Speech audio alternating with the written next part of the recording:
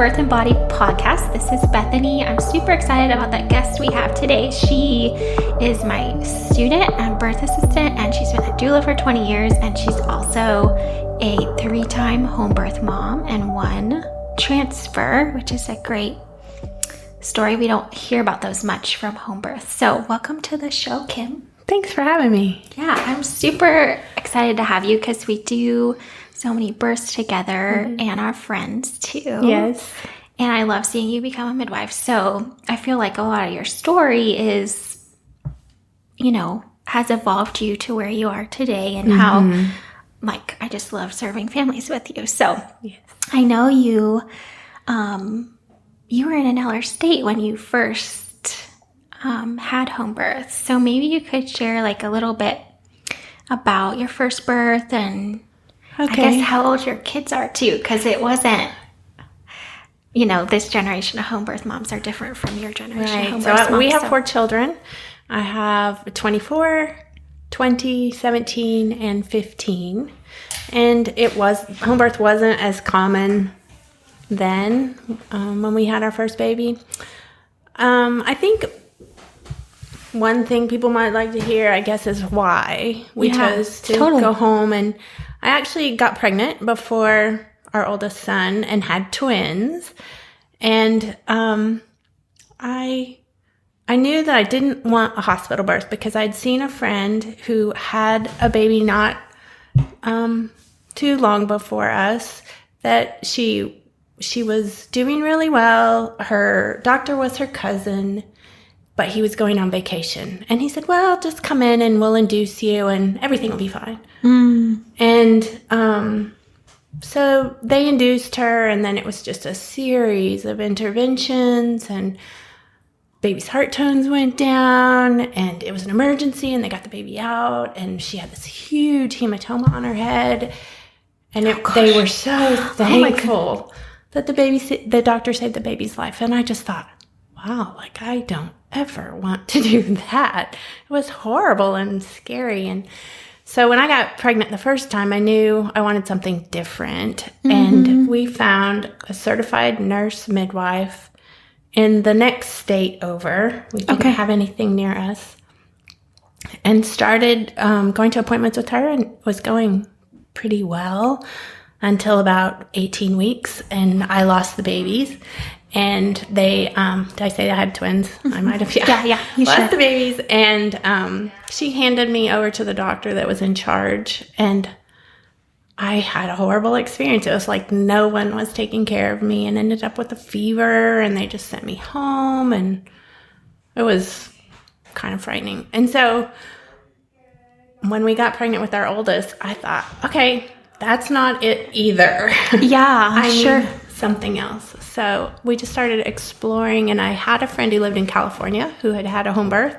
And when I heard her say she was having her baby at home, I thought, can you do that? Yeah. So I learned a lot from her and read lots of books. And there were about 5 midwives in my state. Wow. And 2 of them came to my birth when it was time. Wow. So, yeah. And it was a really empowering experience. My husband thought it was about the coolest thing around after I had a baby at home. So that's really awesome. Fun. That's awesome. So then with your next one, was it just, of course, we're doing that again, or how did that go? Yeah, I don't think so. Every time we realized it was a big responsibility and that we were assuming responsibility for making those choices. Yeah. And so I think every time we would sit down and talk about it and say, hey, is this what we still want? Is this what we think we should do? And yes, we did. Yeah. So when did you start serving women in birth? Right. So my first baby, my mom and my grandma came to my birth because both of them had had 2 children and neither remembered the experience. And I thought, how horrible. Yeah. And my grandmother, she would always tell the story that when she went to the hospital, she was at one end of the hall, and they said, Mrs. McConnell, do you know what happened? And she said, I was at that end, and now I'm at this end. And she'd already had her baby. Wow. They'd put her out, and she didn't remember anything. And my mom remembers somebody screaming during her birth, and they said, well, Mrs. Belden, that was you. So oh, my goodness. Wow. She didn't realize. So she didn't remember her experience really either. So I invited them to my birth, and neither of them knew what to do. Yeah. And sat on the couch and watched me. So I thought, wow, I must not be the only one. Yeah. So it made me want to help women through the experience. Yeah. Yeah. So with my second, while I was pregnant, I became a doula. Okay. And started going to friends' births. And yeah, then it just grew from there. Yeah. And fell in love with it. Yes, totally. Every time I would go to a birth, I'd think, oh, I wish that was me. Aw. I just love the experience because it's hard, but so worth it. And you feel so strong afterwards. And Yeah. So I love helping women feel strong and helping them do something that's probably one of the hardest things they'll ever do. Yeah. That's so awesome. Yeah. So what was, I know there weren't many midwives in your state, and it wasn't here in DFW. It's becoming a little more mainstream. People have a lot of options, and most people know someone probably that's had an out-of-hospital birth. So how is that like community-wise for you and just being that home birth mom? Back then? Yeah. My midwife was really good. I had the same midwife for all my children, and she was really good about having picnics and getting people together. And I don't know, we would do childbirth classes out. After being a doula for really several years, in and out of the hospital, mostly in the hospital, I got to the point where I thought, wow, I could make a difference in other ways. And I would like to be making some of the decisions to not intervene or things like that. So when my kids got older, I thought, okay, maybe I'll have the chance. Then I homeschool my kids too. So now we have 2 in high school, and it seemed like a good time to go to school myself. Yeah, they're more independent now. Yes.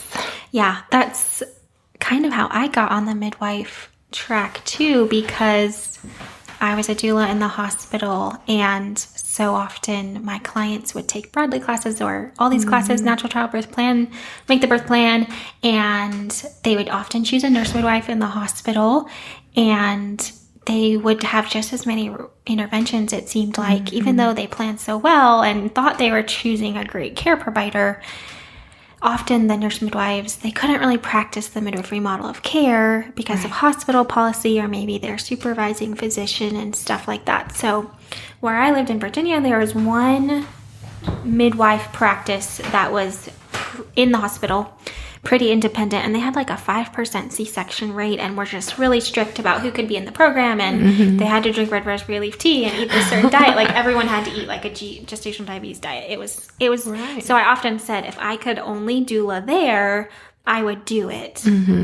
But it was always full, and it was actually like in the District of Columbia, so it was hard for a lot of women to even get there for a point, Right.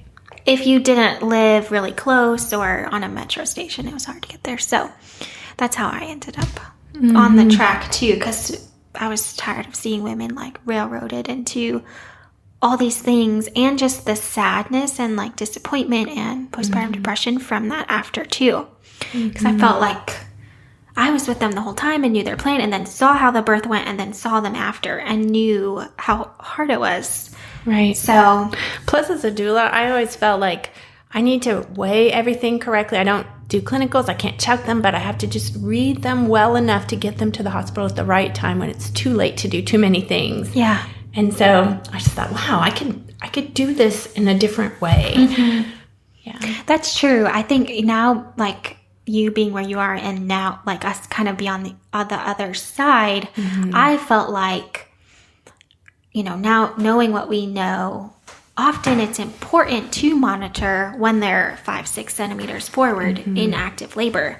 Whereas when we're trying for a natural hospital birth, we almost have to beat the system and get there like right 8+ centimeters right before they're pushing, which is kind of a fine line of like safety, because we're trying to avoid unnecessary intervention, but monitoring is important. And it's just the position it puts you in is hard. Right. I remember being a doula for a friend who's a doctor, and she was at home, and she trusted me, and she'd say, do you think it's time? I said, not yet. We need to wait just a little bit. She said, are you sure it's not time? I was like, no, Linz, it's fine. Let's just be patient a little bit longer. Yeah.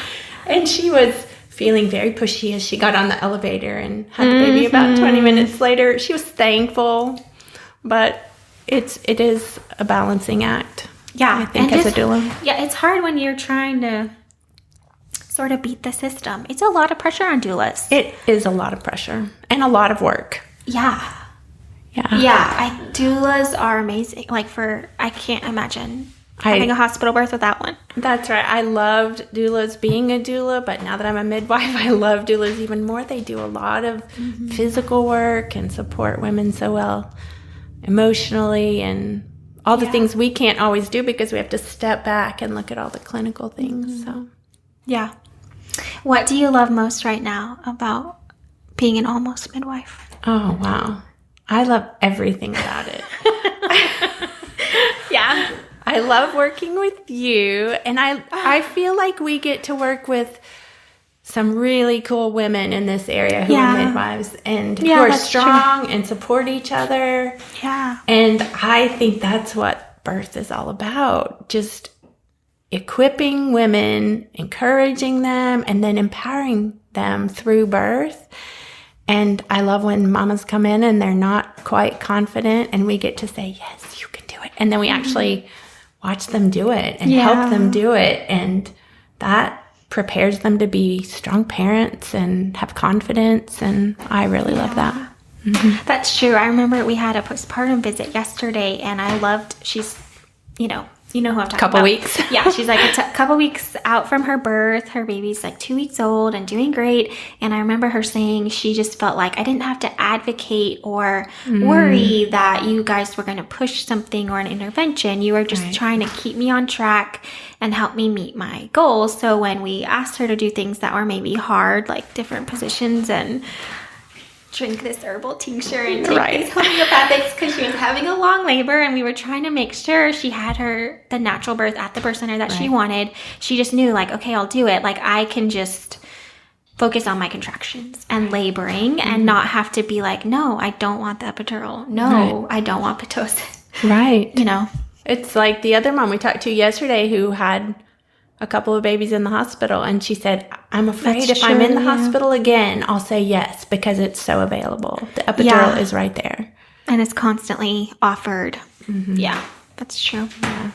Yeah, I think it's hard to describe the like out of hospital environment unless you've been there or done it or attended an out of hospital birth. But it is just like making that environment like facilitate the birth. It doesn't make it harder, I guess. Right. And you have, at least in the environments that we're in, the midwives we go to birth with, they believe women can do it. Yeah. And I remember when we watched, I think it was in The Business of Being Born, when they asked the nurses in the hospital, how many of you have seen a natural birth? And crickets. Nobody had seen a natural birth. Yeah. And so how do you believe women can do it if you've never seen it work? That's true. Whereas like 90-something% of the time, we see it all the time. So that's right. It's certainly, transport and things are necessary sometimes, but we know when that is versus when do we just need to help or encourage. And it's a lot of work. Whatever. It doesn't just happen. You know that from your birth. It's not easy. Right. But yeah, it works. But we believe in it. Yeah. So what would be like with your home births and now being a student midwife, what maybe tips do you have that you would want pregnant moms to know or encourage them to think about preparing for their birth? Right. Well, when I started studying, I went back and wrote a letter to my midwife and thanked her. Yeah. I had some shoulder dystocia births and that was kind of rough, and I just thanked her for hanging in there with me and getting us through those difficult things. I think if I had to go back, and if I'm telling moms now, walk. Make sure you're walking. Watch your diet. Don't eat ice cream and junk. Why is that? Yes, babies grow big. Yeah. My biggest baby was 10 pounds and 4 ounces, and yes, your diet matters. Yeah. Everything you eat matters. So don't take it for granted. listen to your midwife, drink your Nora tea at the end of your pregnancy. Right. Yeah, I think we have talked too. A lot of times today, it's easier to have your baby at home because it's more accessible. Sure. And when I was having babies at home, we had to really work for it. And sometimes we kind of take it for granted today, and we think, oh yeah, I can just have my baby at home. But you still have to do all the things. You have to eat right and take care of yourself and stay fit so that you can have a good pregnancy and delivery. Yeah. Yeah, that's true. We talk about that a lot because it is more mainstream and all over Instagram and things like that. Or like birth photography. Yes. You see all these pretty photos of women in bathtubs, whatever. And you don't see all the work that went into it of you have to stay fit to have a natural birth. And then, not growing a baby too big, and everything you eat also make sure the placenta is healthy, is what the baby needs to stay, get all the oxygen and have good heart tones, and we need good heart tones to stay home. And it's sort of this whole picture. A lot of women don't realize it's not like it's not just a choice, but like a lifestyle that we ask them to take on, which can be a lot. Right. If they don't expect it, or sometimes it's new to them. Like, I know us together, we have a lot of clients that maybe it's just brand new to think about exercise daily, right? And we're totally here for that, helping them figure out how to make that work. And I'm not sure that, I don't know, but I'm not sure that when you go to the doctor's office, they're giving you a whole natural list of things that you need to do. Sure. But, I like that you send habit trackers home with people and they can keep track of, yes, I've been drinking my water. Yes, I'm eating my 60 grams of protein every day. And eating my vegetables and things like that. Totally. It's good to see it on paper sometimes and kind of be accountable. Sometimes I feel we're kind of like coaches. Nice ones. Yes. Encouraging coaches. Right. To help them get there. Right. That's true. Yeah. Well, thanks for being on our podcast today. Thanks for having me. I feel like your perspective is so valuable, so I was really excited to have you on, and we could talk more about a lot of topics. So can I ask you a question? Yeah, you can. That doesn't happen before. We're kind of a funny combination because I'm old enough to be your mom. What is it like having an older student? It's the best. I would never... I shouldn't say that. It's the best because I feel I love adult learners and how... I think I have so much thankfulness for my preceptors because I had my first preceptor when I was 19. So I became a doula right out of high school, and then I started assisting midwives like a year after that. So I just have so much gratitude for my preceptors who kind of raised me, so much of how my preceptors were and are influenced me just kind of like they were my second mom. Right. Like once I got out of high school, I spent way more time with them than I did with my mom. And I spend way more time with you now than I do with my family doesn't even live here. So I just feel like I have so much gratitude for them. I think where I'm at in life, it would be hard for me to have a younger student. But I feel like we're friends. You know? It's nice. I feel like, it's like an equal... Right. You help me, I help you. Right. You totally do. And I think it brings so much perspective to our clients. And so I love it. Yeah, it's really fun. Yeah. And you're so organized. I could go on and on. Like a Kim advertisement. So Kim's in her primary. So if you would like her to be your midwife under supervision, you can totally pick that. But I always say it's a 2-for-1 deal because you get Bethany too. Yeah. Yeah, we definitely work together. Love it. Yeah. Yeah. Well, thanks for having us. Yeah, thanks for teaching me.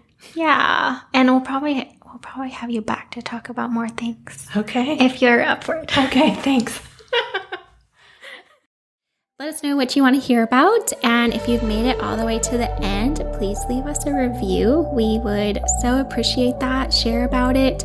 You can find more updates and things like that on my Instagram or Facebook. It's at Bethany Stricker Midwifery on Instagram, Bethany Stricker Midwifery Care on Facebook, and then just BethanyStricker.com for website stuff. And if make sure you subscribe on Spotify or Apple so you can get notifications for further podcasts. Thanks for listening. Bye.